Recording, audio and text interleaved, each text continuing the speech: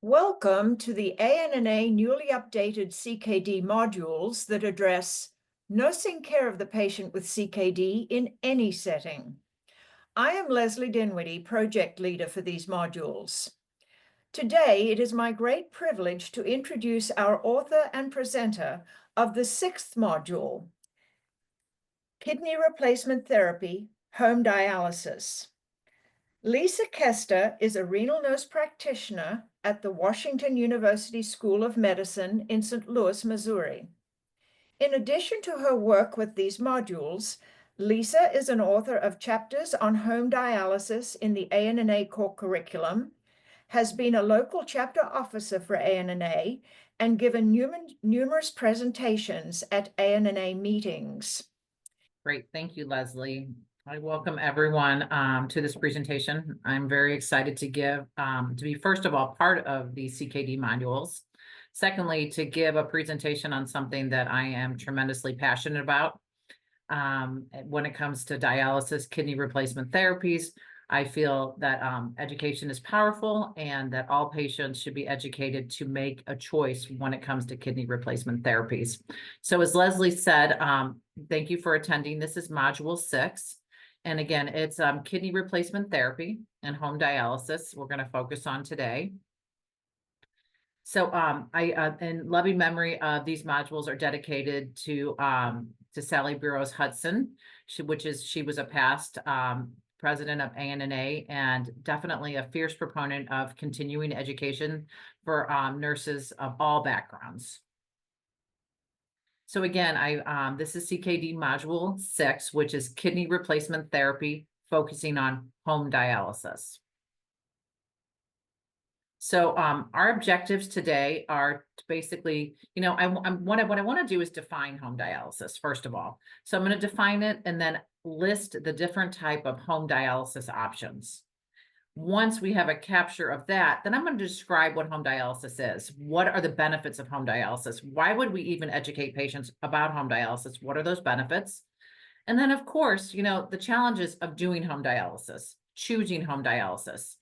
Then further discussing modality education. Again, I'm very, very passionate about education, taken on a new role several years ago, empowering CKD stage 3 through 5, educating them on chronic kidney disease progression, which really lays a foundation when you have to talk about kidney replacement therapy, as opposed to just one and done education, which I find very little value in.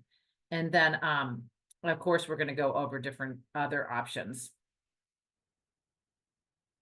So I'm going to move my screen here a little bit. Thank you. I'm having some trouble seeing, unfortunately, my slides.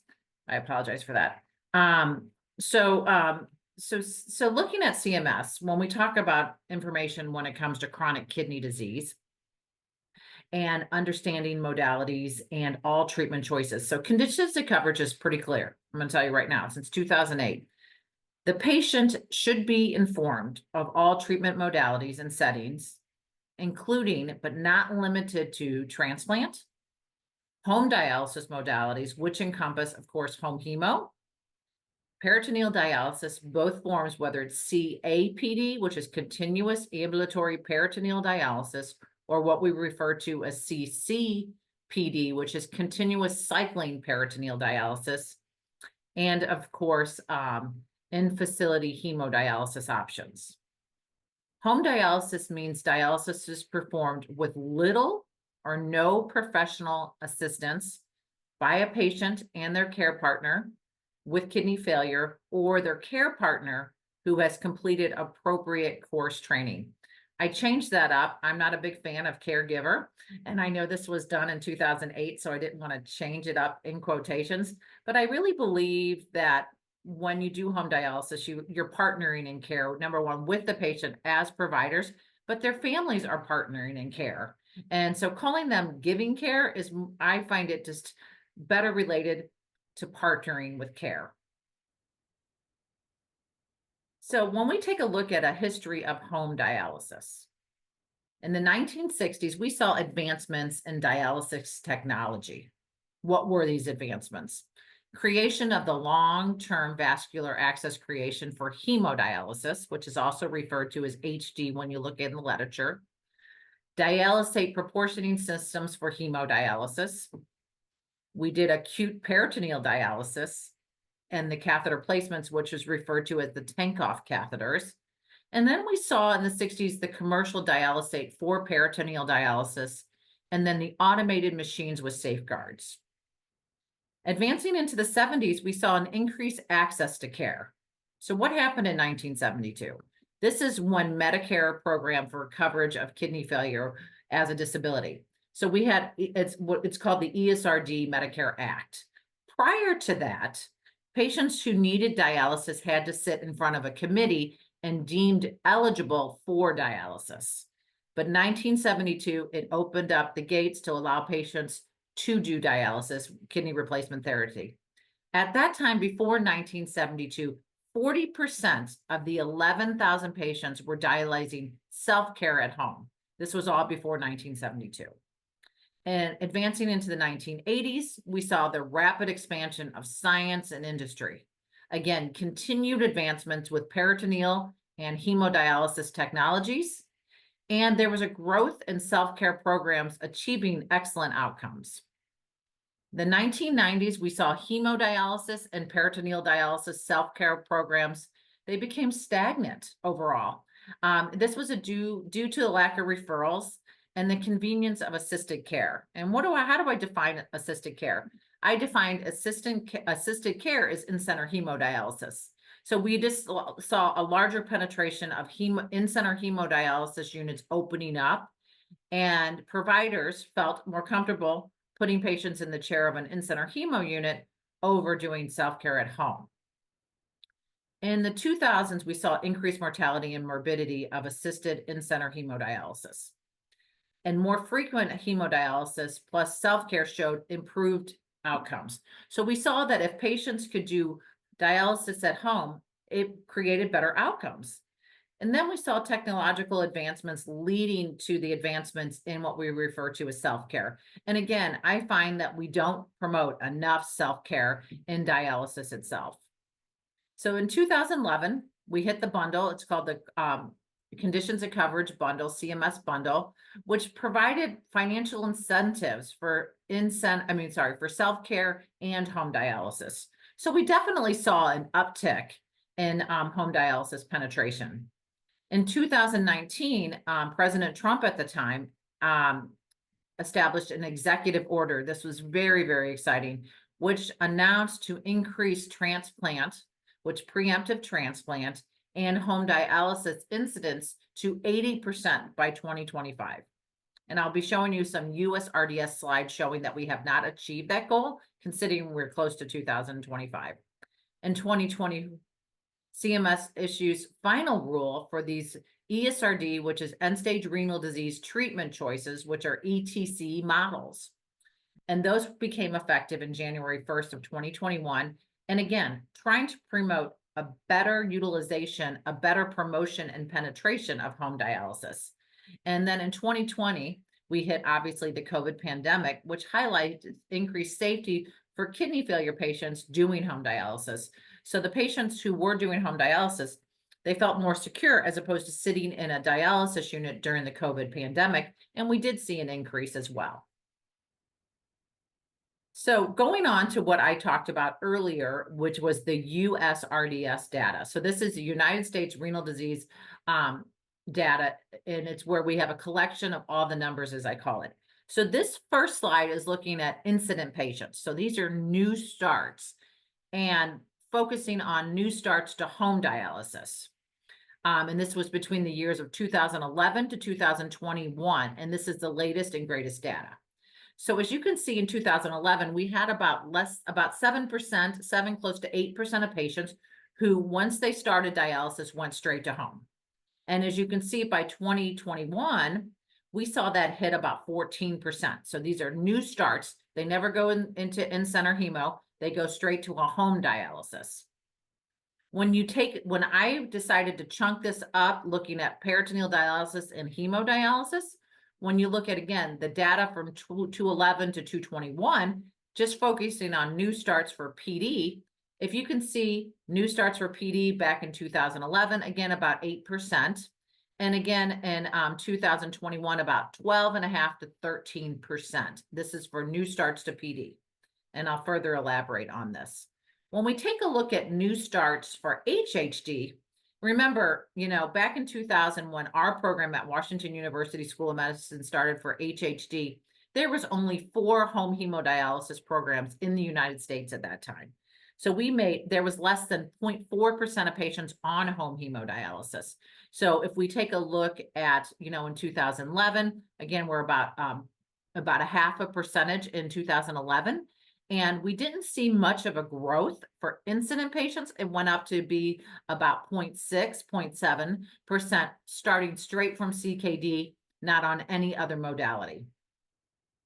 So when we take a look at home dialysis at 1 year, and I think this is really important, and this is why I chose to get this slide in there, because again, this is utilization of all home dialysis. In 2011, about 12% of patients, and then in 2021, take a look at where we were at after 1 year at home dialysis. We are up to about 21% of patients. This is the utilization. And we take a look at PD at 1 year. So again, about 12%. And then in 2011, compared to 2021, which were just shy of 20% of patients on peritoneal dialysis at 1 year. Home hemodialysis, again, a little bit in 2011, this is incident and prevalent patients, it encompasses both, and that's about a little bit above 1%. But again, almost up to a little bit below about 1.9 to almost 2% of patients, which at a 1 year mark.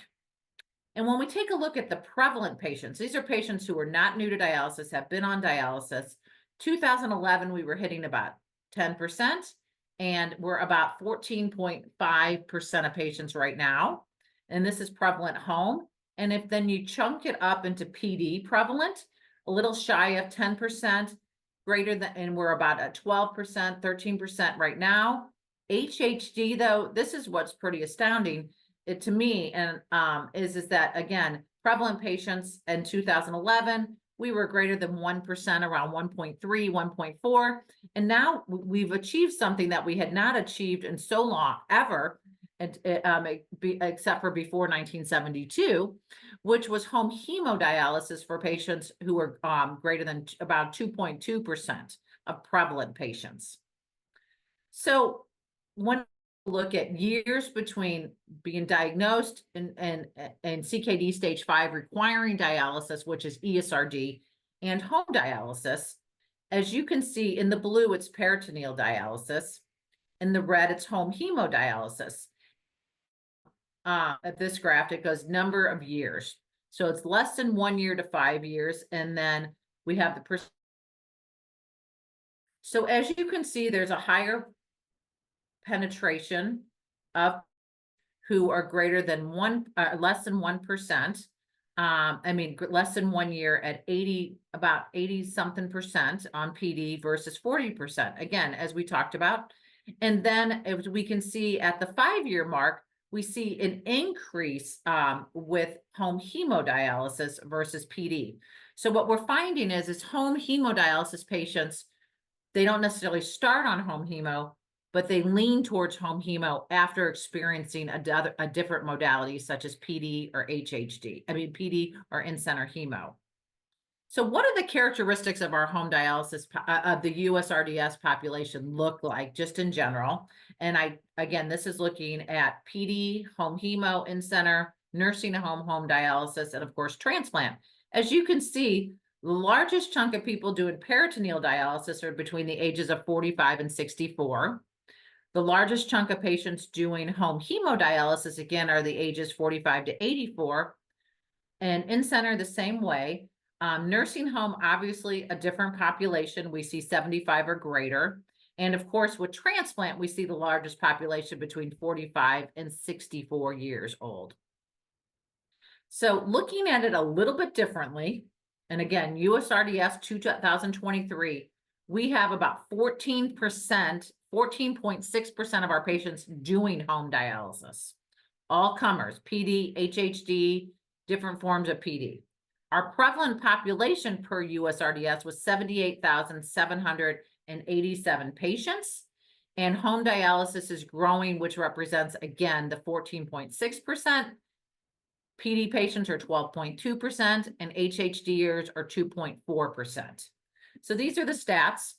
But looking at the projection of kidney failure incidence and prevalence going up to 2030, we say to ourselves, let's brace ourselves. And this was a slide that was presented back in 2019, looking at the CKD survival of 11 to 18% increased incident rate between 2015 to 2030, the reduction in kidney disease of kidney failure mortality with an increased prevalence at 29 to 68%.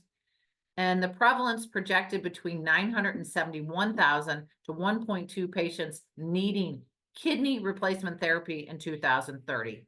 And as we know, with the COVID pandemic, we saw very seasoned nurses leave dialysis, leave renal, or leave nephrology, and we are seeing a shutdown of dialysis units as well. So we say to ourselves, what are we going to do with patients? And promoting home dialysis is definitely an option for these increasing the prevalence and the incident rates. So I'm all about self-care. I'm about self-care, promoting self-care, even for patients who go in-center, because patients should be able to weigh themselves, come to the chair, know what their target weights are, know what their weight gains are, understand what this thing called UF goal is, understand how much time they're on dialysis, understand their access. We have to promote that. We really do, engaging patients.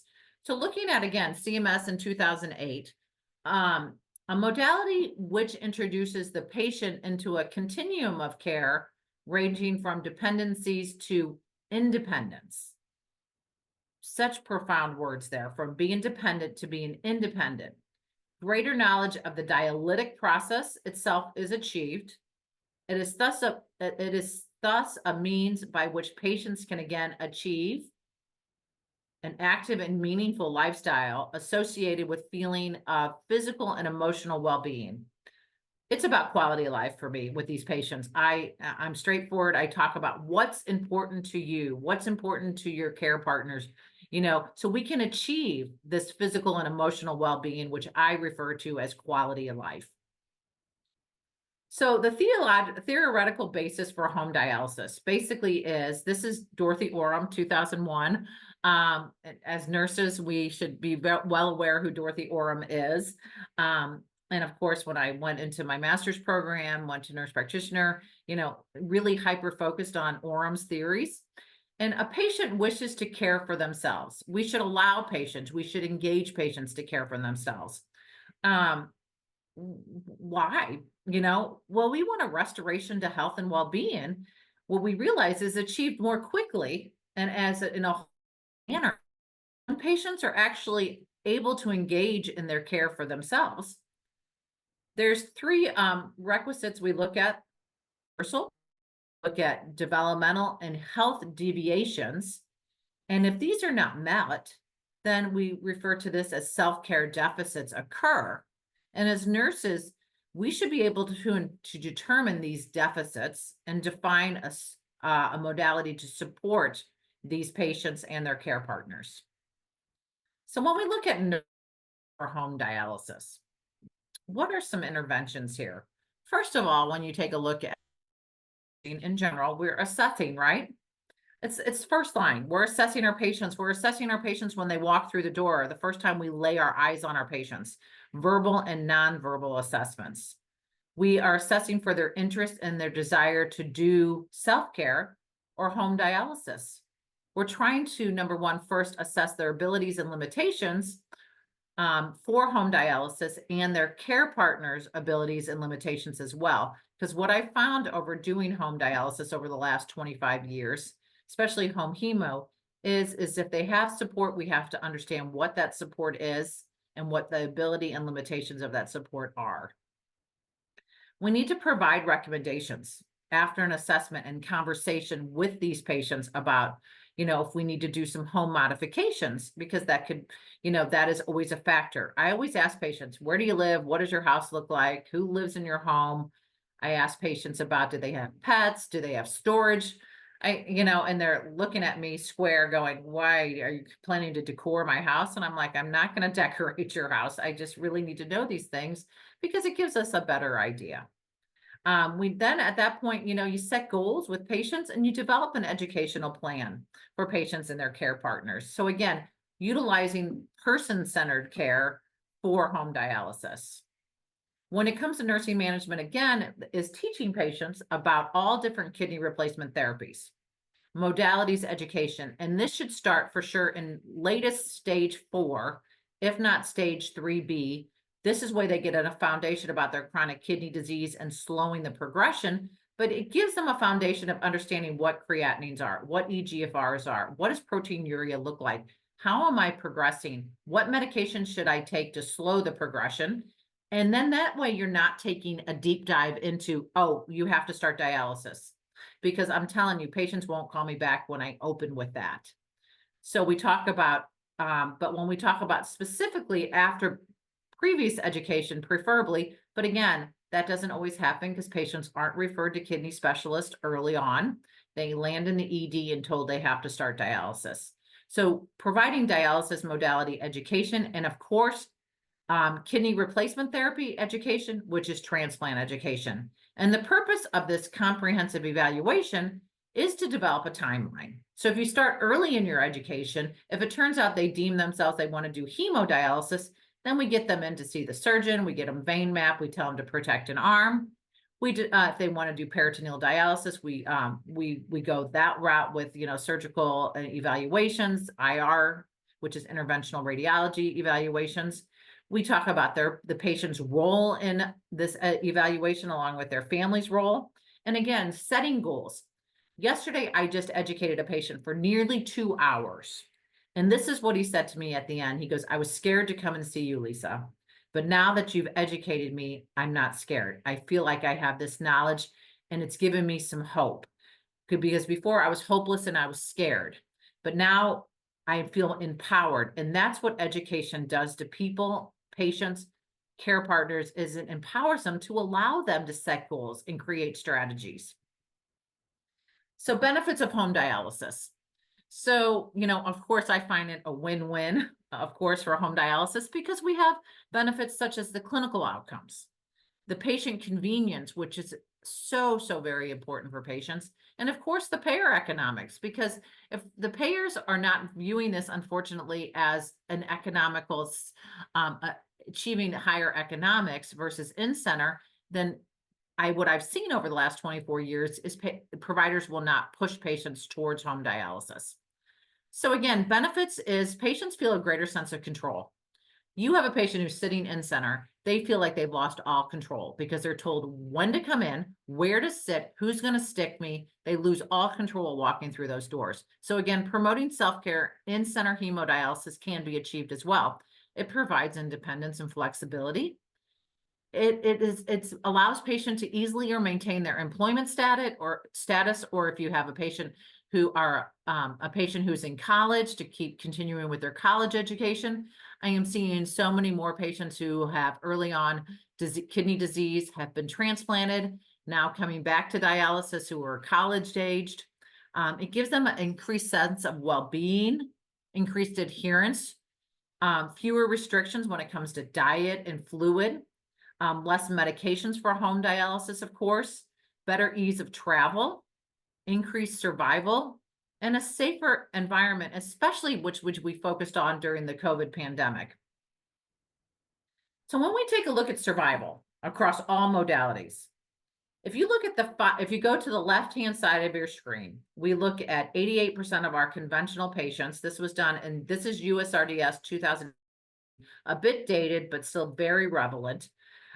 We look at 88% of our patients in center hemo, 42% of patients 5-year survival with in-center hemo. When we go to PD, we got a 52% 5-year survival. HHD, we have a 58% 5-year survival with transplant patients at 5 years, deceased donor transplant, a 77% survival. I worked with a nephrologist who promoted lots of home hemodialysis early on in the late 90s, early 2000s, who basically said, I'm informing you of what your survival rates if you go with one of these buckets. And I found it very profound because patients want information.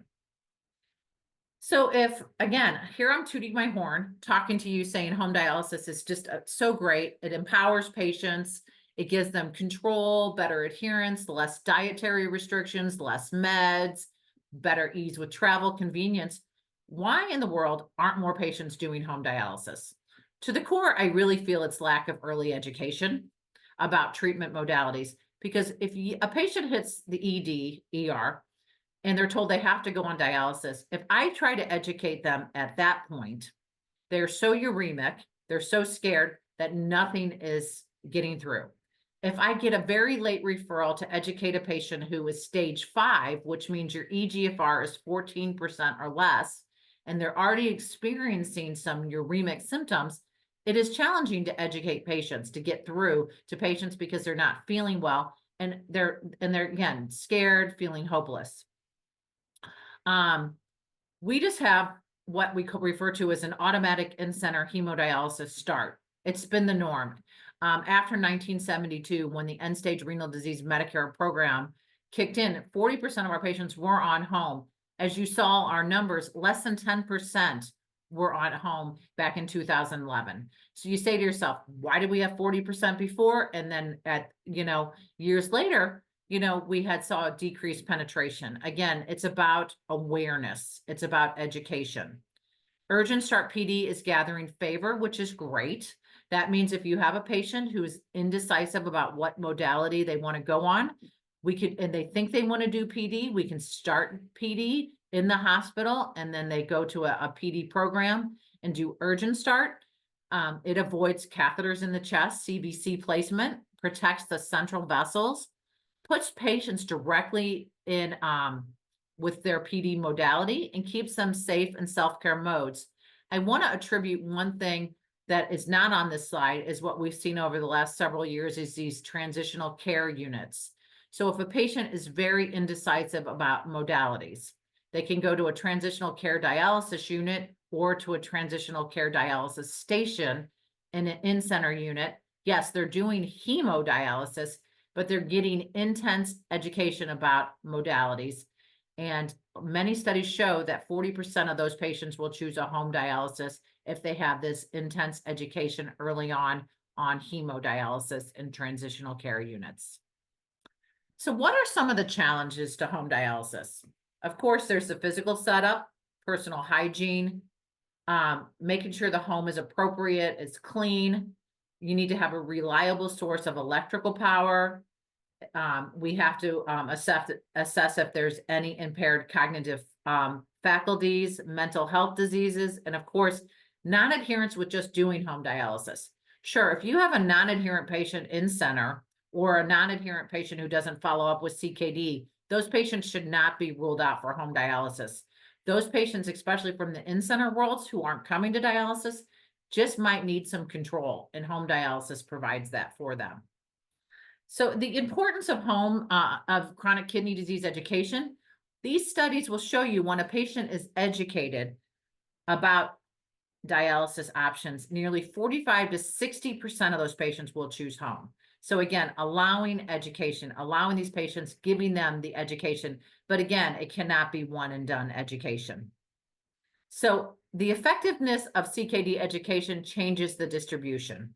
So these are studies from, dating back to 1996 all the way to 2017, showing that once patients are educated about self-care, that they will choose a home dialysis. And as you can see, 55% of patients choosing PD, 60% of patients choosing PD, 94% of patients in the 2012 study showing that 94% of patients who were educated about self-care and home dialysis would choose home, all sorts of home dialysis. So patients don't feel informed though, and this is a problem. So this was a study looking at it back in 2013, the number of patients responding yes to each informed decision item. So it was basically an informed choice survey. And as you can see with these patients, 53% of patients were told why they had kidney failure. 45% of the patients were how long they would live with or without dialysis.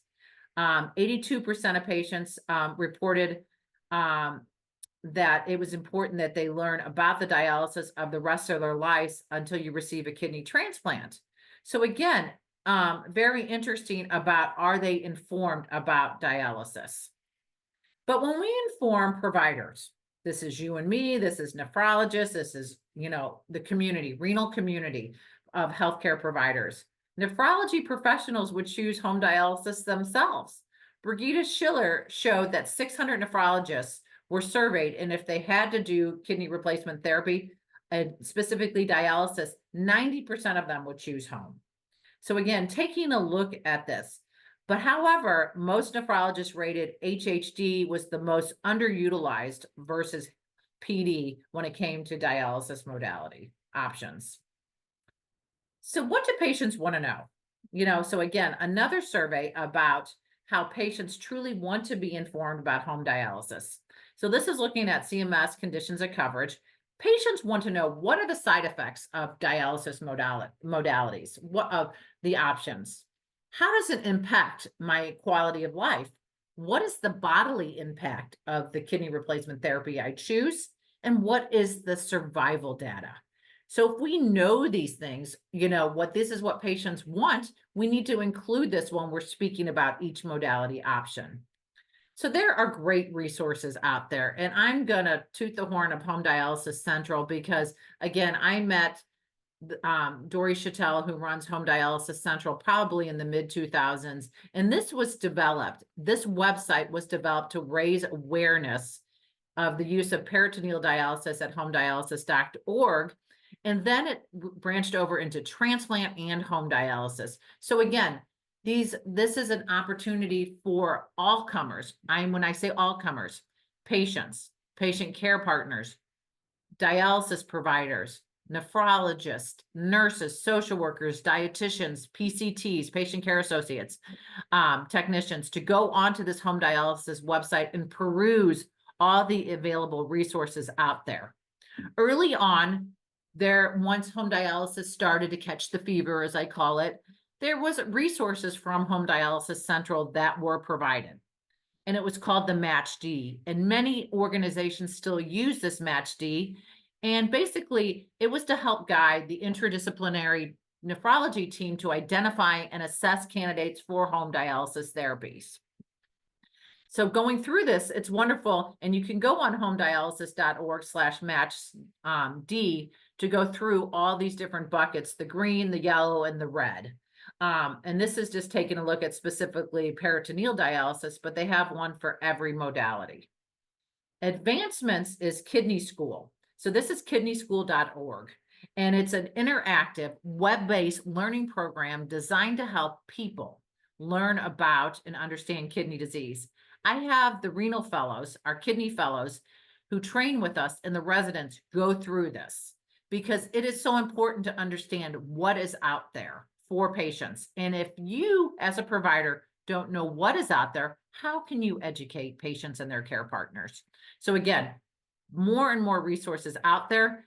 And then this is the latest and greatest. It was been developed for well over 5 years, but this is an informed choice tool, again, from Home Dialysis Central. So this is just showing how dedicated this website is to having patients understand all of their options. And it's called My Life, My Dialysis Choice. It's an interactive tool. It's web-based. And again, I have nurses, PCTs, nephrologists, fellows go through this themselves to understand the tool to see if I would develop kidney disease, what would be best for me. But it's a very interactive tool for patients. If I have a patient who is not tech savvy, I will sit with them and go through this, but I will keep my bias out. So I will basically just read it to them or flip the screen for them if they're unaware of this tool. So again, great tools out there, great resources out there for patients, their care partners, but us as providers, as nurses, as nurse practitioners, as APPs, as patient care technicians, all of us. So when we do, I'm going to change gears here, looking at the options for home dialysis, looking at peritoneal dialysis. And when I always talk about peritoneal dialysis, I say this is the bloodless dialysis option done in the home setting, or home hemodialysis, which involves blood. And it literally means hemodialysis means blood cleaning, while peritoneal dialysis, of course, is done in the home, and it could be by patients alone or with care partners. And we're seeing more and more staff assisted as well, along with nursing home dialysis. So, but with home hemodialysis, staff is not going to the home to do this, of course. And I do not know of any home hemodialysis staff assisted in nursing homes. It's usually staff just doing the dialysis. So looking at what dialysis is, what is dialysis? First of all, you need to understand what your kidneys do, which our kidneys are filters.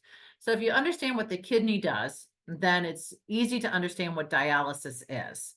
So the goals of the kidney is to filter out waste products and to maintain fluid balance. This is what our kidneys do. This is the main function of the kidneys. Dialysis, that's the primary goal of dialysis, any type of dialysis. And this is done through diffusion, which if we go back to our earlier stages of, understanding what diffusion and osmosis are. Diffusion is the movement of solutes from an area of higher concentration to an area of lower concentration across a semi-permeable membrane into dialysate. We get the adequacy of diffusion of waste products is the goal of sustaining life. This is why we put people on dialysis, just to sustain life. Osmosis, it's the movement of water from an area of lower to an area of higher solute concentration across a semi-permeable membrane. Fluid removal in peritoneal dialysis is done by osmosis, and in hemo is done by ultrafiltration. So the membrane in PD is the peritoneal membrane. So I always enjoy listening to these people who say, do you have a dialyzer in your body? And, the audience is like, what are you talking about? Yes, we all have membranes. The peritoneal membrane is our dialyzer, is our filter. And while in hemodialysis, you need something artificial, of course, and it's a hollow fiber dialyzer. And I refer to this as the artificial kidney. Some patients refer to it as a filter. We all refer to it as a dialyzer as well. So the benefits of PD, again, when patients have residual kidney function, you'll see a lower decline in this residual kidney function doing PD versus in-center hemo. It can begin with less treatment and increased incrementally as needed. We're seeing more and more incremental peritoneal dialysis than we ever have. Lots in the literature, lots in all these conferences you go to and you hear about it. It's a very effective solute and water removal. It provides continuous therapy, and it's simple and it's done at home. One of my colleagues says it's the simplest home dialysis out there. Patients, again, will feel greater autonomy, independence than they would if they went in-center. They can maintain their employment, their activities, their hobbies, their family lives, their college careers, school. PD is the leading form of dialysis for children as well. Fewer side effects than in-center hemo, fewer dietary restrictions, can do dialysis while they're sleeping. And of course, it's needle-free because it's bloodless. What are some of the challenges with peritoneal dialysis? Some of those challenges is that you have to schedule dialysis into your daily routine. Most peritoneal is done 7 days a week. Again, though, incremental PD is a different, it has a different prescription. And again, but ultimately, when you lose that residual function, you're definitely doing it 7 days a week. A permanent catheter is needed, exiting the body. There's risk of infection called peritonitis. There could be weight gains. They may gain weight, have larger waistlines because the solution is sugar-based. If you're a very large patient, you may need extra therapy. You need storage for any type of home dialysis, whether it's home hemo or PD. You need space in the bedroom for equipment or PD machine if you're doing the overnight for sure. But not with the CAPD because you don't have the machine. It requires the responsibility and there's detailed training. So we want patients to commit to this, obviously. Commit to the training, commit to ongoing appointments, being seen by their providers. What are some medical contraindications to PD? These would be adhesions blocking the dialysate flow. These are adhesions into the peritoneal cavity, adhesions in your cavity. Surgical uncorrectable abdominal hernias. We have patients who start PD, and if we're infusing them with the dialysate, they could get a hernia. So we keep an eye out for that. Abdominal wall stomas, diaphragmatic fluid leaks, recent abdominal aortic grafts, large polycystic kidney disease patients, they might not have enough room for PD. If they have a ventricle peritoneal shunt, intolerance of intra-abdominal fluids. So when it comes to some of these situations like a hernia that can be repaired, then PD is an option. But if we can't correct it, it makes it very challenging. Large muscle mass or morbid obesity could be a contraindication. However, that is moving a little bit by the wayside. It used to be, highly prevalent that we wouldn't put very obese patients on dialysis, but I'm seeing that more and more on PD. Chronic skin infections. If there's unresolving skin infections, then how can we maintain a PD catheter exiting the abdomen, the peritoneal cavity? Any type of bowel diseases. So one thing with PD is I need to have you move your bowels. I need that space. So if we're having bowel obstruction, bowel diseases, certain inflammatory bowel diseases, sometimes that could be a contraindication to PD. And then of course the carriage of Staph aureus. However, a contraindication of any self-care therapy might be a history of or demonstration of non-adherence as well. Again, I'm super open-minded. I believe all comers deserve a fair shake at this, a very fair chance. I think if you're open with your patients about all the expectations for home dialysis, developing these expectations early on in a contractual basis if you want, then it keeps patients well aware of what the expectations of the patient, the care partner, and the dialysis team. So basics of PD. So again, the indwelling catheter is inserted in the abdomen with the tip in the lower peritoneal cavity. So patients who go see surgeons or interventional radiologists, usually these surgeons or radiologists will have the patient stand up, look at their belt line, have the patient sit down, lay down, taking a look at all of their anatomy. It can be inserted into the lower peritoneal cavity, and it can exit out of the presternal as well. So these are different options. And some women opt for presternal catheters versus the abdominal catheters. There's an average of 2 liters of dialysate fluid drains into the peritoneal cavity. So again, I talk about it as a washing machine. Your peritoneal cavity is your filter. However, think about it when you do laundry. If you put clothes in the laundry machine and you don't put the detergent in there, then your clothes are not going to get clean. So you need dialysate to go into the peritoneal cavity to do the washing. During that time, waste products diffuse from a blood-rich peritoneum into the dextrose, that's sugar-based dialysate, and the fluid exits from the blood into the dialysate by osmosis. This is considered the drain. Used dialysate is drained from the peritoneal cavity, discarded, and replaced by fresh dialysate. So again, I make it super simple when I'm explaining this to patients and their care partners.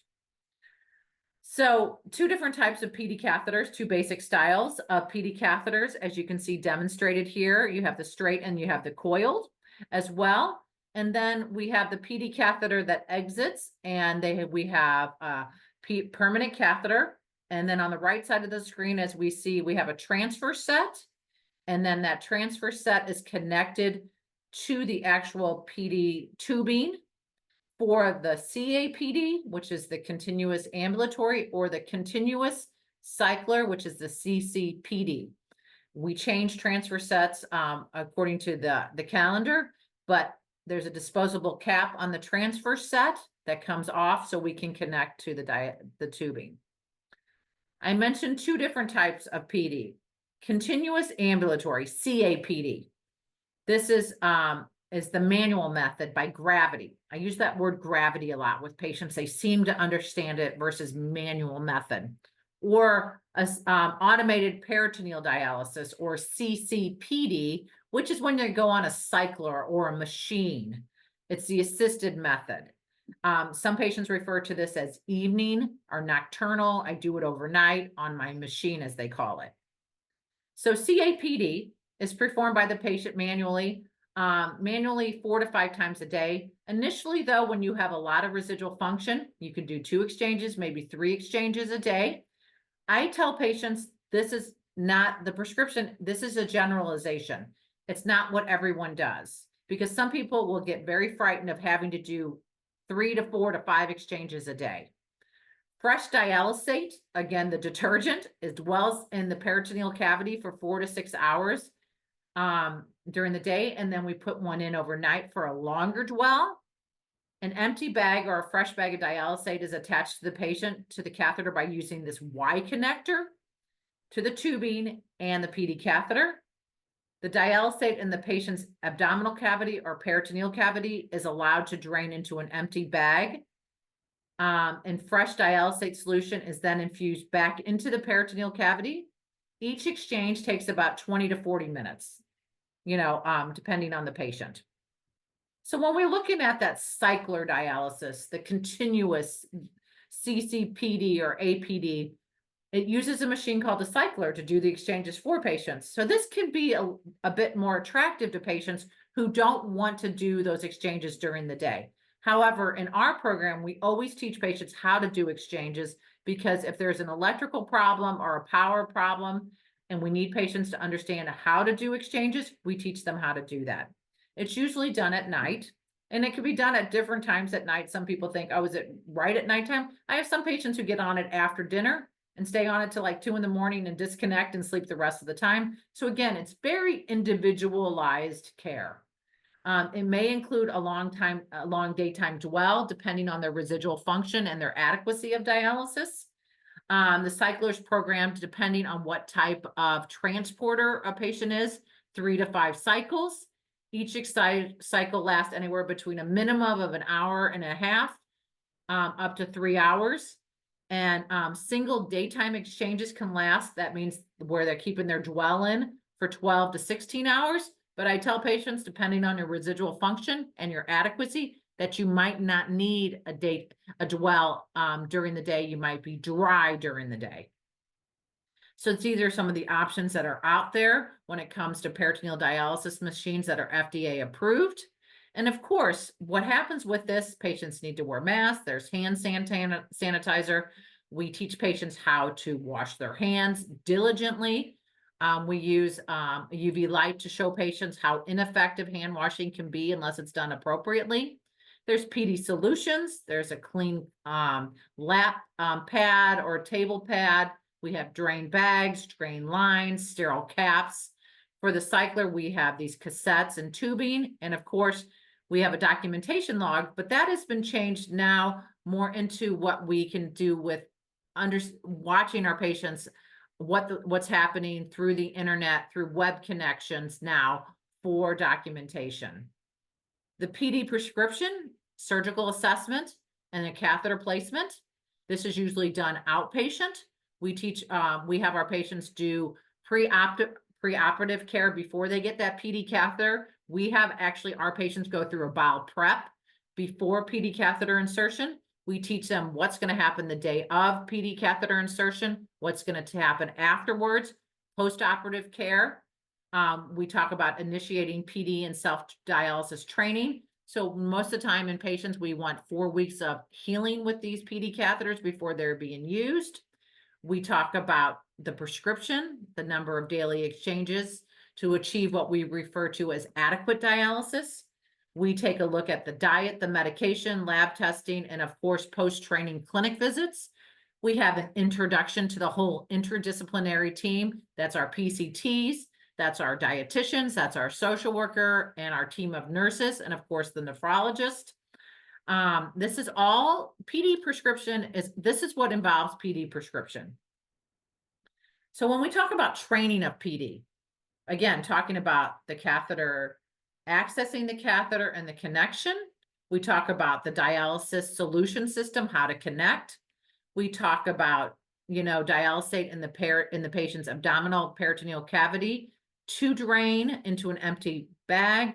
We look at dialysate solutions. We talk about the certain percentage when it comes to how much dextrose solution is in each solution. And luckily it's a yellow, it's a green and a red.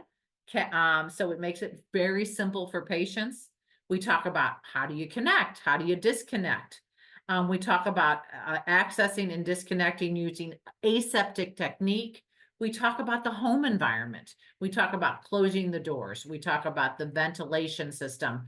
We talk about wearing masks. We talk about putting signs on your own bedroom door so your family members don't come in during open connections. It encompasses all of that when it comes to a training overview for peritoneal dialysis. So I have included this because I think it's important to understand how many training sessions do patients go through. And this again is USRDS data, and it's looking at it from 2021. And on average, about 40% of patients have 7 to 9 training sessions. So about 12% of our patients go through 1 to 3 training sessions, 4 to 6 training sessions. It's about 30% of your patients. It all depends on your program and that patient themselves. My motto is don't skimp on training, because the better you train a patient and their care partner, the better outcomes you're going to have for potential mishaps in the future. So again, we go home with our patients as well. Some programs do only home PD training. Some programs do only in the training center. We do a little mixture of both depending on the patients, but we always go home with the patients day 1 and day 2, just to make sure that we can give them a good idea of what their home should look like, where their supplies should be, helping them organize themselves. Again, you got to remember, this is brand new for patients and their families and their care partners. So again, limitations of PD. Well, if I have a patient on PD, why is it working? What can we do? So adequacy, it's called KTOV or kinetics. And we measure adequacy usually every quarter with our patients. I usually have patients get on a good PD prescription, and then I measure adequacy to see if we need to make any modifications. But when we're not meeting adequacy, that means we're not removing those poisons and waste products and removing enough fluid, keeping them at a good balance, a volume balance. It could be because of membrane failure. Well, what is membrane failure? That's the peritoneal cavity is your membrane. Remember, that's your filter. If that's no longer working, if they have recurrent episodes of this thing called peritonitis or infection, exit site infections, chronic exit site infections, unhealing exit site infections, and of course, catheter problems. Some problems we can readjust the catheter, some, depending, but this may be a reason why we might limit PD in patients. And some may be compromised for larger or heavier patients. Also, as you continue to lose residual function, your prescription changes. And some people will feel it's overwhelming to have larger or more PD every day, and this will affect their quality of life. This will limit them to PD. So switching gears, I've been going on for about 55 minutes now, so I'm going to switch gears here to home hemodialysis options. So again, we discussed PD, the different types of PD. What I want you to remember is from earlier on slides about prevalent patients. Your patients who are more incident go to PD first over HHD. However, patients who have demonstrated that they can do peritoneal dialysis, which is a home dialysis, and let's say there's limitations or they become inadequate with PD, or it's just not working for them any longer, but they've been successful doing home dialysis. Talk about early on transitions to yet another home dialysis, which is home hemo. I advocate that we don't wait too long for patients to become very sick on PD and then introduce them to home hemo, because then they feel less desire to do home dialysis because they're not feeling well. But again, this can be a transition from PD to another home dialysis, which is home hemo. So again, home dialysis in general, including hemodialysis, allows patients that independence, that flexibility that I talked about early on. You could have increased adequacy of home hemodialysis because it's more frequently done. In-center hemodialysis, conventional in-center dialysis is done 3 times a week with a 2-day skip. That is your Saturday, Sunday, or your Monday, Tuesday, your Sunday to Monday. Home hemodialysis is done more frequently, usually about 4 to 5 times a week, if not 6 times a week.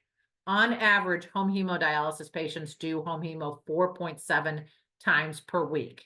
This is per USRDS. So way we prescribe our home hemodialysis is to avoid 2-day skips. So every other day dialysis, if not more frequent. The beauty of doing more frequent dialysis allows you to remove more toxins, more poisons. It acts more like the normal kidneys do. And it increases quality of life for patients. And that's, and quantity of life, as remember, our 5-year survival compared to in-center hemo. Scheduling choices of home dialysis. So we have this thing called nocturnal home hemodialysis. So they do it during sleeping hours, is what we refer to it as. We have short daily dialysis. So this is usually about, short daily is about 2 hours and 15 minutes to 3 hours and 15 to 3.5 hours, as opposed to nocturnal home hemodialysis, which is usually about 6 hours, maybe even 8 hours for patients. You could do every other night home dialysis, every other day home hemodialysis, or conventional home hemodialysis, which was very popular in the 90s before we saw increased penetration of nocturnal home hemodialysis, which in turn then led to short daily home hemodialysis. So basics of hemodialysis, whether you're doing it at home or whether you're doing it in center. Patients refer to this as blood dialysis. And the word heme obviously means blood. So blood from the patient is delivered from a vascular access, preferably, and it's continuous. It's through this thing called an extracorporeal circuit, as we see here on the right-hand side. And we remove blood through an arterial line, and it then goes through the extracorporeal circuit, and it then goes through the dialyzer and then return to the blood, to the patient through a venous access site. So the dialyzer itself, the filter, which we talked about earlier on, that's considered an artificial kidney. That's where we remove the waste products and the excess fluid. And again, the clean blood is returned back to the patient. So it's a process. It's a continuous process going through this thing called the extracorporeal circuit. Blood from the patient delivered from the vascular access through the circuit to the dialyzer to remove waste products, as you can see here, and returned back. But you need a pump to do this, a blood pump to remove patient blood away from the patient, pump it through the system and back to the patient. So if you don't have a blood pump, this cannot be done.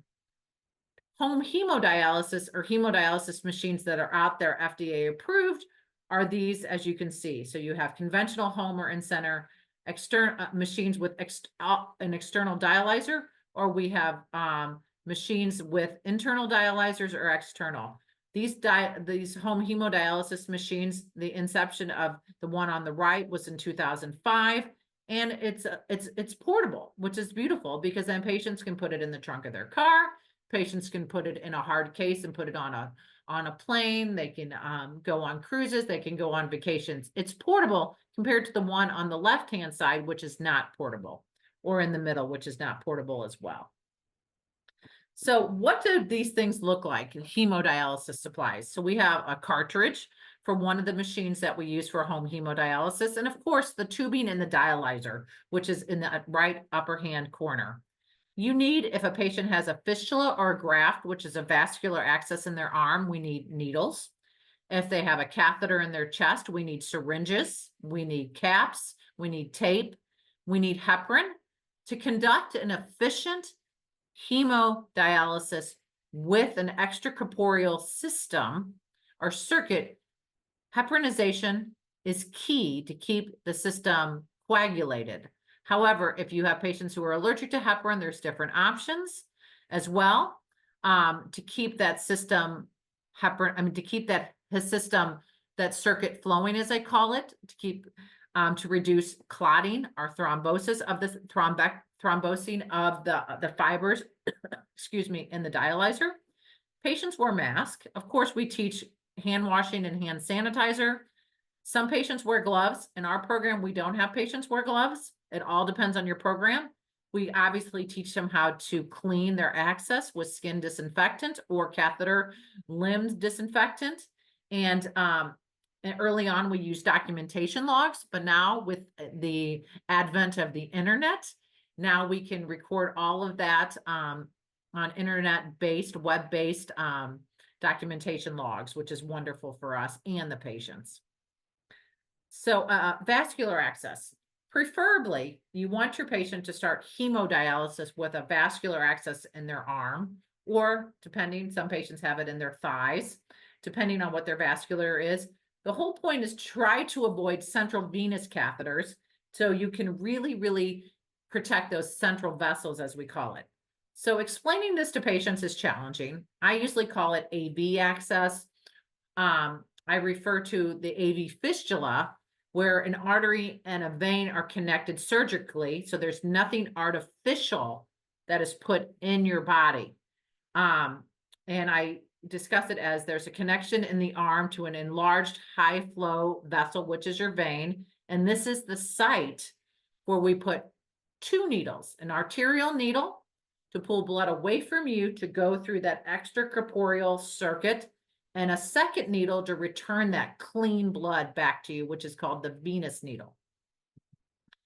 A graft is something artificial. This is what I tell patients and their care partners. I even, when I train PCTs, talk with nurses, it's something artificial. So that means the artery and the veins weren't suitable, weren't strong enough to sustain that connection, that you need something artificial to connect an artery to a vein. It's done obviously surgically.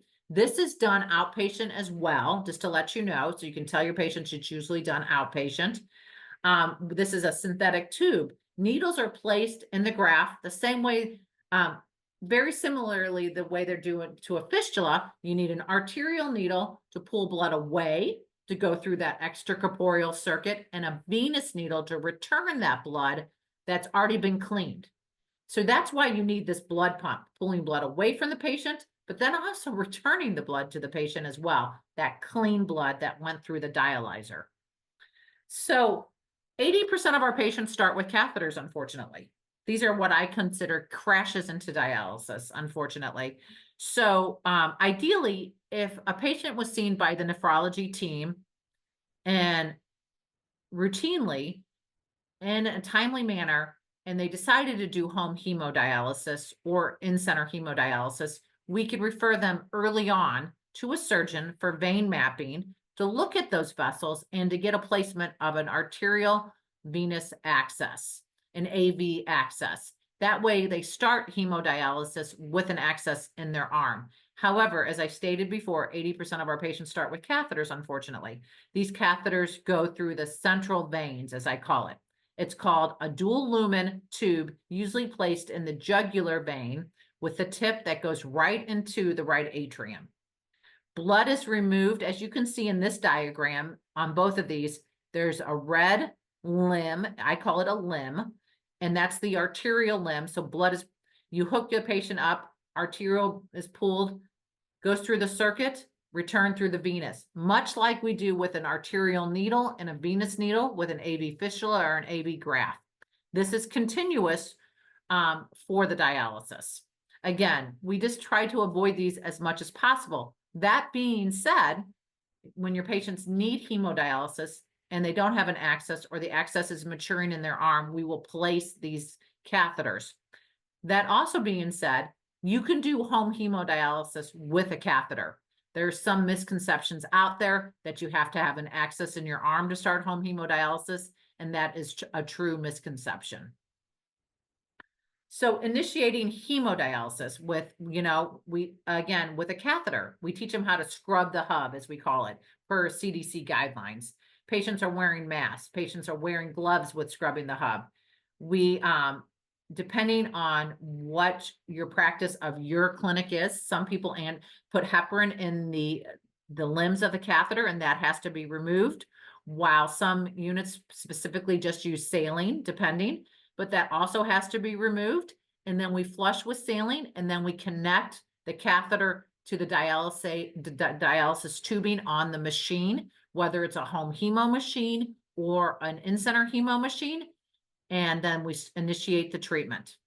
The cannulation of an arterial venous access, again, we teach, first of all, washing of hands. Second of all, cleaning of the arterial venous access, whether it's a fistula or a graft, needle insertion, and then securing the needles down with tape, connecting, and then starting the pump and setting the blood flow settings, along with pressure monitoring for the machine, whether it's in-center or home dialysis machine.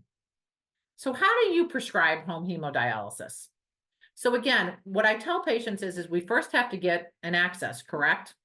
And we do surgical assessment and vascular access creation, whether that is with a graft, a fistula, or a catheter. We talk about pre-care and post-operative care of this vascular access, and that varies depending on what type of access they get. Then we talk about what does a training schedule look like for home hemodialysis and how to initiate that. We talk about what type of prescription you will be on for home hemodialysis.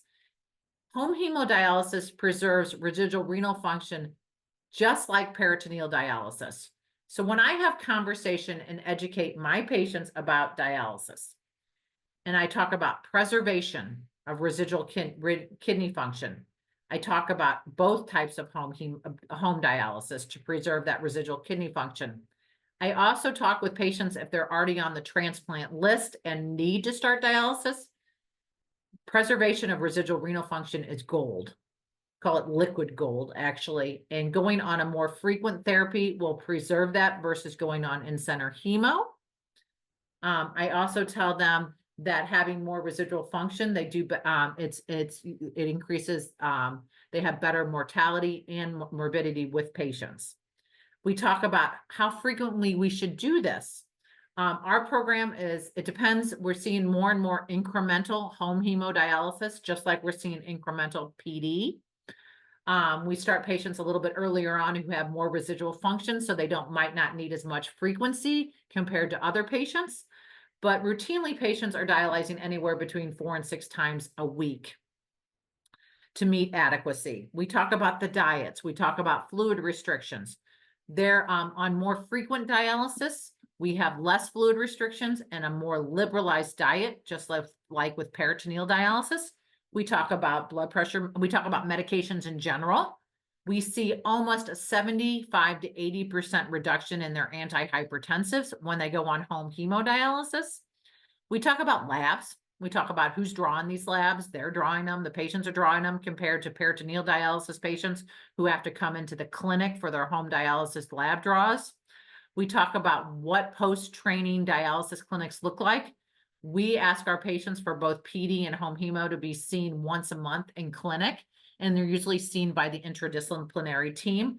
That being said, if we have patients who live 2-3 hours away, we will do telehealth home dialysis clinics with the interdisciplinary team, and those patients on home hemodialysis will mail their labs in, and if they're on PD, we will have them go to a lab close to their house for the lab draws. So we make it as convenient as possible for patients with their home dialysis clinics. So when this is, I love looking at patient testimonials, of course, with dialysis, with all sorts of dialysis, because I don't do dialysis. I educate patients on how to do dialysis. I'm tremendously passionate about home dialysis and quality of life. What I find is there's a lot of peer-to-peer, patient peer-to-peer programs out there nowadays that allows patients to talk to patients who are in their shoes. This speaks volumes versus what I can talk with patients about. So I advocate for peer-to-peer communication, for conversation about any sorts of kidney replacement therapy, whether it's transplant, in-center hemo, home hemo, PD. I also advocate early on with education that in our education programs, we have PD patients speak, we have home hemo patients speak, we have transplant patients speak to our patients during these education sessions as well. And it's amazing the engagement that we get from patients talking with other patients. So, but this is a patient perspective from Home Dialysis Central. This man is basically saying, to my genuine astonishment, I soon discovered after my rigorous training and the initial few trial runs that virtually every single one of these fears proved groundless. And again, if you remember what I said early on, especially with education, patients are scared. They really, really are. They're scared. They feel hopeless. One of the biggest barriers to home hemodialysis is cannulation. It's needle phobia. And having patients who cannulate themselves. The word cannulate means putting those needles into your arm. Whether you're doing it or your care partner's doing it, we advocate for the patient to do it. However, if they cannot, then the care partner will do it. But one reason when I try to educate patients who are on PD or on in-center hemo or never started dialysis, and we talk about cannulation, they tell me there is no way they'll ever put needles in their arm. So this man basically is saying all these fears prove groundless. So education empowers patients, for sure. This is why we don't skip on training at all when it comes to PD or HHD, because the more training they get, even if they feel that they know everything and they feel secure, we do not skimp on training because things can happen during training and we can address them. We can provide interventions. We can provide more and more security. In short, self-dialysis at home was safe. Machine or health hiccups were incredibly rare, 3 to 4 times in 10 years. Support was comprehensive, inspirational, and delivery of my supplies was friendly and well managed. Because patients do get fearful about the supplies. They really, really do. We talk about how much space you need for supplies. Depending on the size of the home, supplies can be delivered every 2 weeks versus every 4 weeks. And we've done that. Recently, we started a home hemo patient on home hemo who lives in a loft. It's like a studio loft, but he did not want to do PD. He had no idea he had CKD. He landed in the hospital, went through our transitional care unit to make a decision about to make a decision about treatment modality options, chose hemodialysis and got a fistula because he didn't want anything hanging out of his body. And we are able to work it out in his studio loft apartment to figure out how to organize his supplies, every 2 weeks supplies. Absolutely amazing, again. So we can get things so well coordinated.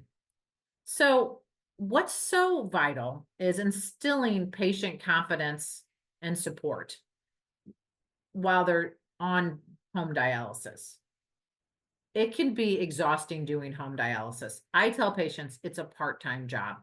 I had one patient after 4 years of doing home dialysis, home hemo specifically, come back at me and said, if you want to educate people, tell them this is a part-time job. I said, absolutely. I hear what you're saying. Again, I wouldn't have referred to it as a part-time job because I've never done home dialysis. Hearing from patients, learning from patients. So what's so important is there's barriers and challenges, correct? Vulnerability of dialyzing independently.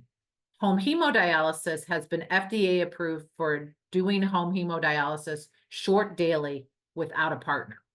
Some patients are frightened of that. They don't want to do that, but they can if they don't have a partner. So we should not rule out these patients. Nocturnal home hemodialysis is only FDA approved if you have a partner. The fear of self-needling, that needle phobia. The fear of feeling unqualified. This is why we do extensive training.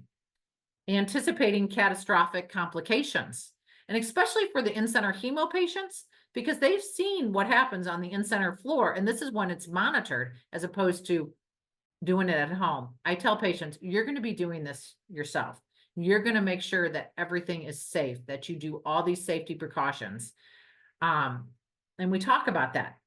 And so concern for family burden is so, so important and has to be recognized. We prefer if care partners can come to the monthly visits with them, if possible. If not, we get permission to reach out to the care partners to see what's going on at home. Are they doing okay? Is everything okay? Are they experiencing burnout? This is why we try to educate our patients and instill that the patient themselves do the majority of the dialysis, whether it's PD or home hemo, because usually care partners are doing so many other things like paying the bills, working, taking care of the kids, doing so many other things. Empowering patients to do self-care is what home dialysis is about. Patients feel that their house will turn into a hospital. I have several patients who refuse to do home dialysis because they don't want to bring all these things to remind them of their disease. So we talk about ways of decorating the house with, having home dialysis, keeping it in an extra bedroom if possible, closing the door. So when people come over to your house, they don't know that dialysis is in your house.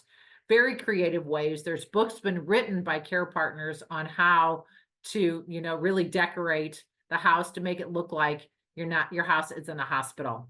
Emotional demands of home dialysis, not only on the patient, but the care partner, and imposing responsibilities.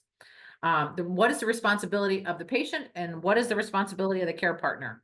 Something that I did not include in this PowerPoint, I failed you all, was there is a new tool called the PATHD, PATHD, that is out on Home Dialysis Central, and it gives it has patients and their care partners do a task survey, it's what it's called, to see who's going to do what. And I think it's wonderful. We use that with our patients and their care partners early on. So let's establish some tasks as we talk about it. Some patients, again, feel being alone. This means isolated. And this is especially true for in-center hemo patients who've been part of that in-center community for a long time, and then all of a sudden don't have that community any longer when doing home dialysis, especially home hemodialysis. There's anxiety of something happening, something catastrophic, like becoming disconnected, the needle falling out, the catheter lines becoming disconnected. We talk about all this in training. We talk about this during monthly visits. We don't skimp on safety. So understanding and appreciating, when you look on this left side of this slide, appreciating medical responsiveness to all of this, listening to patients. Active listening is so important. We don't want to bug patients when they get home, for sure, and when they're home by calling them all the time. But if we don't hear from patients, we're reaching out. We're reaching out via our business cell phones that can do texting. We're reaching out via secured email responses. We're calling patients. Clinical validation of these, our responsiveness and the decisions patients make. Developing the readiness of patients and their care partners and of our interdisciplinary team. Depending on learning and support, understanding learning styles, understanding the support that's needed, and attentive monitoring and communications. I'm going to tell you, when our patients go home early on, first off, we are on them all the time. How is it going? How did your treatment go? You need to let me know how your first HHD went, your first PD went, any hiccups, really engaging in what's going on at home. And once they need support, what happens is when we identify these barriers, these challenges, understand their need for support, we feel that this medical responsiveness allows them an opportunity to thrive. Freedom and normality, strengthening relationships, expanding health gains is what it's called, reestablishing a healthy self, gaining the control and autonomy that self-care allows them to gain, engaging in self-care and the ownership of that decision. So I know this was a pretty complex slide, but I think it's really important early on to look at instilling patient confidence and support. But this can't just stop once they get at home. This has to continue throughout their journey of home dialysis.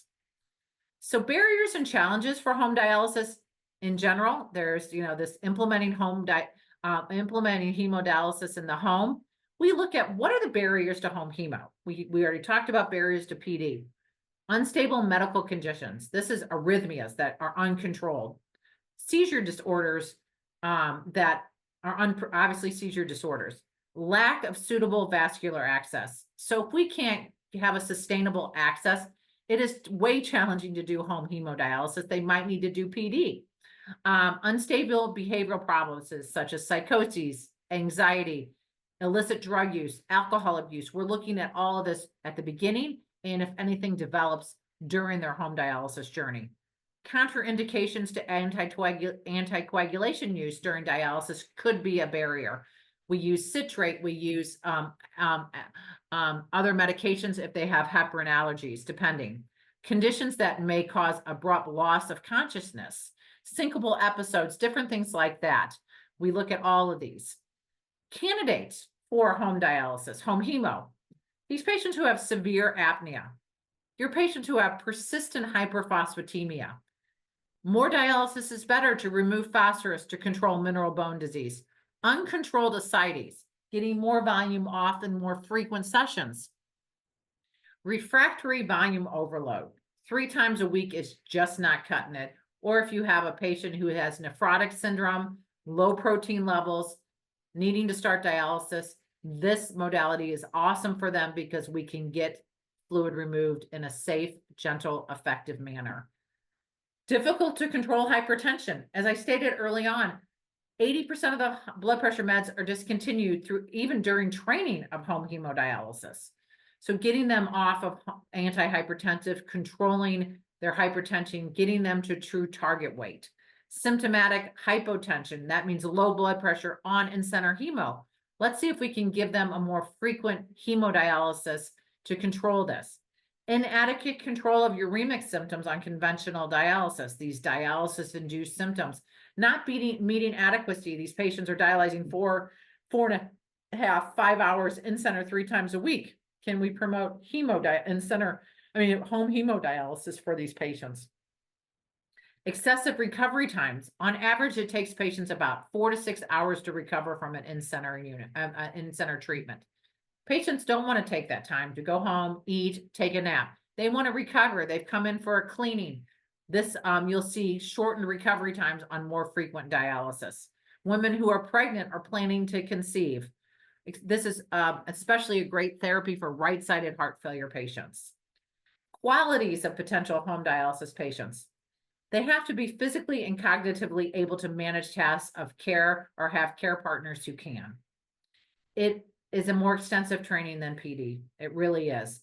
They need to be motivated and willing to learn new techniques. This is either with PD or HHD, but especially true with home hemodialysis. Patients, again, who wish to work or continue school or just have plans for their life. I put that in quotes because one of my patients early on who I trained in 2001 said, I feel like now I have plans for my life because I'm doing home hemodialysis versus in-center. Patients who are failing PD for one reason or the next who want to stay on a home therapy. And then, of course, patients who want better control, more control over their lives. This is self-care. Challenges and interventions for potential home dialysis candidates. If you have unkept personal hygiene, this is a real problem. We can look, we can intervene, we can provide ways of managing this. If they're too frail or bedridden, our home hemodialysis training is 3 to 4 weeks.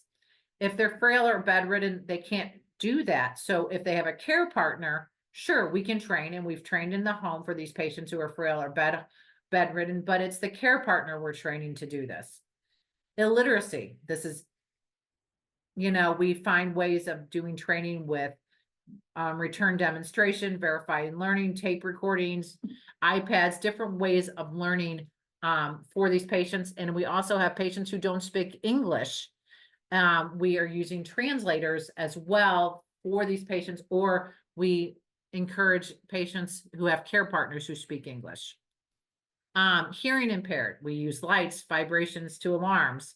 Brain damage or dementia that will require a care partner. Lack of manual dexterity, we need care partners. Visual impairment, care partners are advancing technologies. So what are home hemodialysis options? I talked about this a little bit. We have the conventional in-center, 3 to 5 days a week. This is just straight hemodialysis. We have home hemo, which is 3 to 5 hours. This is considered your short daily. We have home nocturnal, which is anywhere between 6 to 8 to 10 hours, 5 to 7 days a week. Short daily should encompass anywhere between 4 and 6 sessions a week. I think 7 sessions a week is too many. Patients need a break. However, some patients, you just can't tell them no, and they do 7 days a week. In-center daily is 2 to 3 hours, 4 hours, 5 days a week, depending. There's some in-center short daily programs out there. And then your in-center nocturnal programs are usually 3 days a week, anywhere between 7 and 8 hours on that machine. USRDS HD, number of treatments per week. This was between 2016 and 2021. As you can see, the majority of patients are doing 5 to 6 sessions in 2016. In 2021, we have, again, 5 to 6 sessions. This is represented in the green. And the gray is 4 to 5 sessions, less than 5 in 2016. We saw an increase of 4 to 5 sessions in 2021. And what we found is there's some burden of therapy. Patients want to stay on home hemo, but it's burden of therapy. And I truly believe this is a lack of education that patients can do nocturnal home hemo, that they're feeling like short daily is taking too much of their time, and we're not really being flexible with prescription. 3 to 4 sessions a week is in the red. So we saw a decrease as opposed to 2016.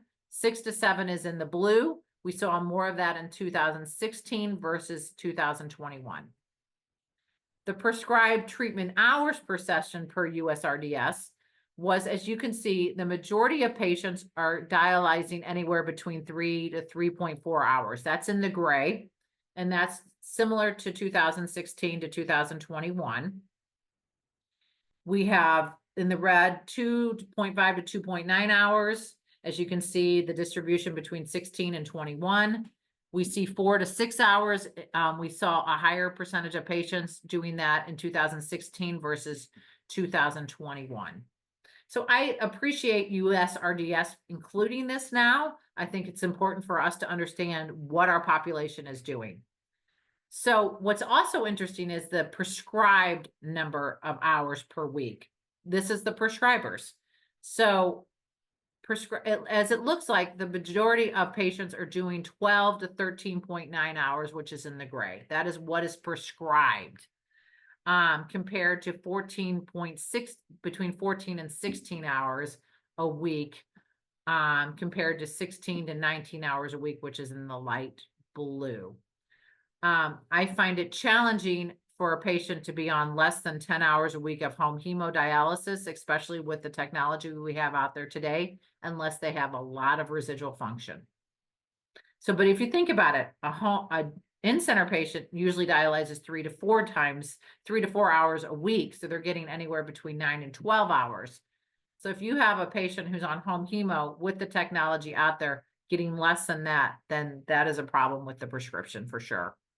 So training curriculum is very similar.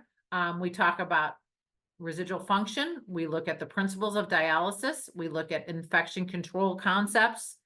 We look at what type of access. We talk about the home treatments themselves. We look at anemia. We look at adequacy, how well those poisons and toxins are being filtered. And of course, routine lab testing. And our home hemo patients draw them themselves. And those are either brought into the home dialysis clinic or mailed. The training curriculum encompasses very much similar to what PD does when it comes to nutrition. So we have our dietitians look at things, our medications, our social workers are involved for psychosocial issues. We depend on communication through the patient, the partner, and interdisciplinary team. We provide them resources. And of course, we talk about emergency procedures, whether it's on home hemo or peritoneal dialysis. So training sessions for HHD in the USRDS, the majority of patients, 25%, usually do 16 to 20 sessions of training, as you can see with this of USRDS for 2021. Volume management is much easier to control in home hemo versus in center. So we talk about target weights. They are moving target weights with home hemo versus in center hemo. Patients tend to gain real body weight back and lose real fluid weight. So we talk about how to assess for fluid weight with edema, shortness of breath. We give them all the tools that would be done by a nurse assessment or a PCT assessment in the in-center. We also have them weigh pre and post just like they do for in-center. We talk about ultrafiltration goals and removal. Dry weight, I refer to it as dry weight. Some people refer to it as target weight. With PD, it's reevaluated frequently, and each stage, with hemo, it's every treatment. This fluctuates a lot with solid body mass weights or gains.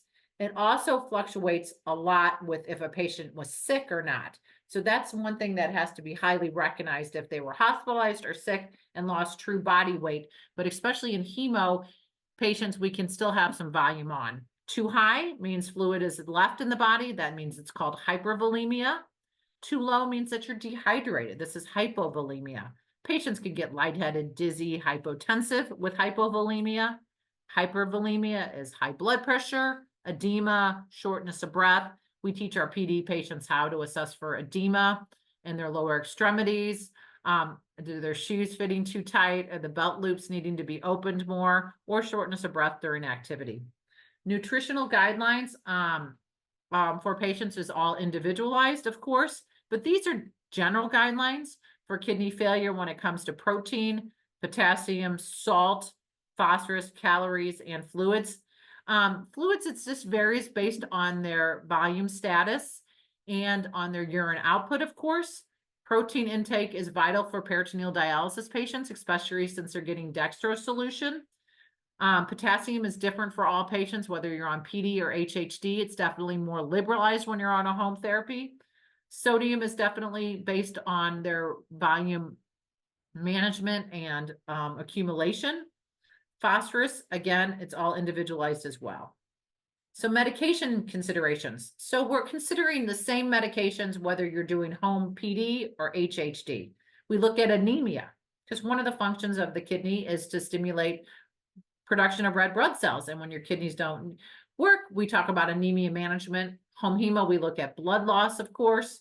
If there's any blood loss in the extracorporeal circuit. We talk about mineral bone disorders. So we look at calciums, we look at phosphorus, we look at PTH levels and treat accordingly.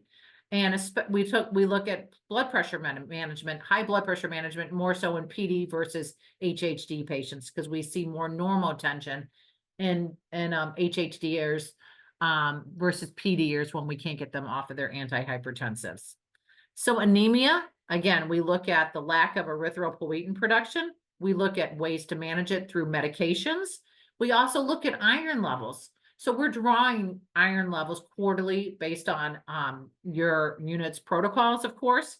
We give intravenous iron for PD and HHDers and the administration of ESAs, which is those erythropoiesis stimulating agents.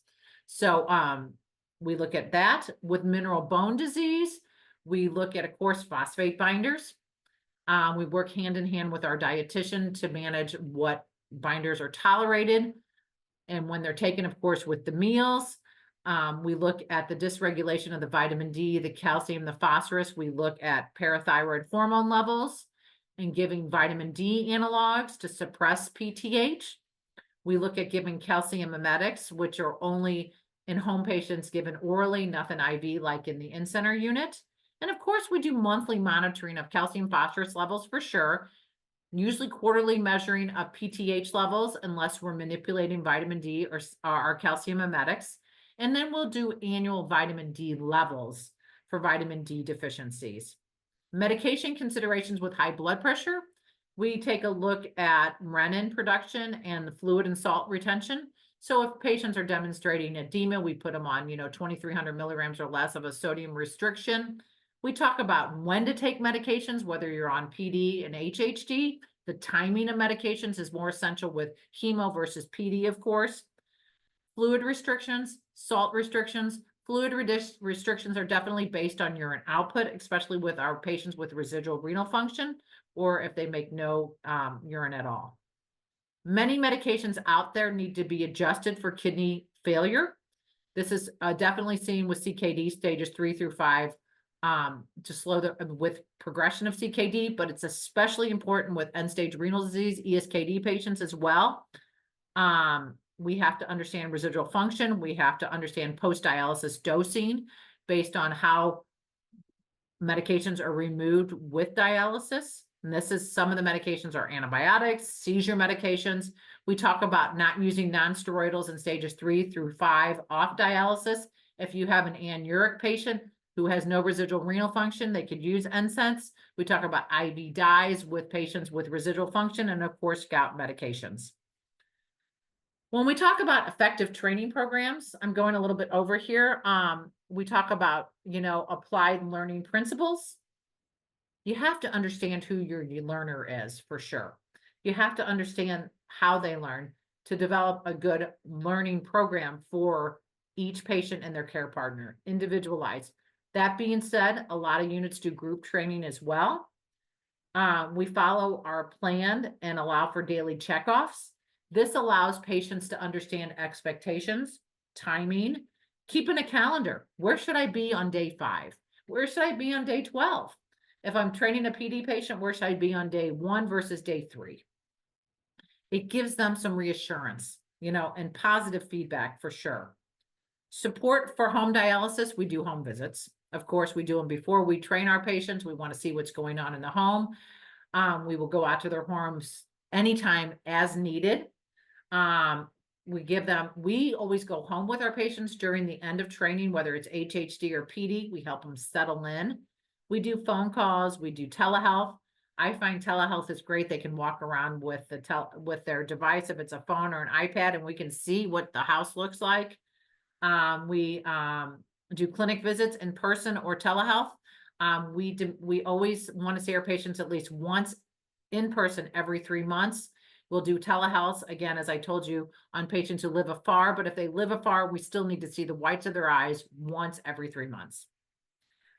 Support for home dialysis. I already talked to you about Home Dialysis Central, but there are group education efforts, patient support groups, caregiver support groups. If you are recognizing that care partner and patients aren't doing well at home, we can provide respite at the home dialysis unit or an in-center unit if your home dialysis unit doesn't allow for that. We talk about emergency preparedness, disaster planning, weather-related disasters, home destruction requiring a change in their living place, water purification problems or challenges, especially for home hemodialysis, dialysis access emergencies, and lifeline telehealth for mental health pandemic issues, especially we saw. Keys to succeeding at home is education. Education before they go home, during the training, and ongoing education when they're home.